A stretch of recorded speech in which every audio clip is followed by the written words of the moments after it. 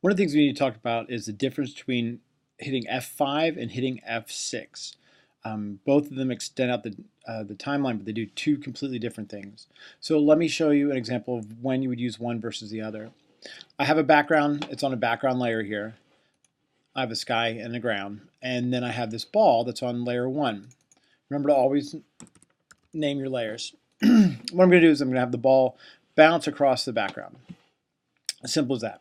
So what I'll do is I'll go to say 20 and I'm going to hit F6 to create a new keyframe, and then I can make the ball bounce, and then I'll say go to 40 and hit F6 and make the ball bounce the other way. For this particular tween, we're going to be using a classic tween. So again, you click and hold on the static and create a classic tween between the two. Now I had to use keyframes because I was changing the position of the ball. So here it's where it starts, then there's a change, and then it ends on a change. So I had to hit F6 to create a keyframe. Now most of you probably noticed that the background disappears because it's left around back here. In this case, what we want to do is we want to extend out the timeline, but we don't want to create a new keyframe, and I'll show you why in a second. To extend out the timeline, you simply click on the frame you want it to end and hit F5. It extends it out, so you see there's a static all the way across.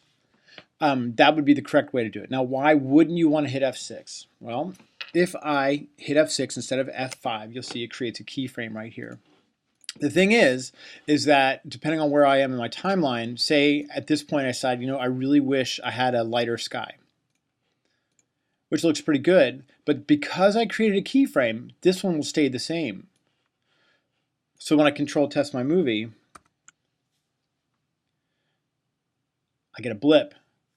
And we really want to try to avoid that as much as possible. If that ever happens, you can simply click and hold on your keyframe and I'll clear it.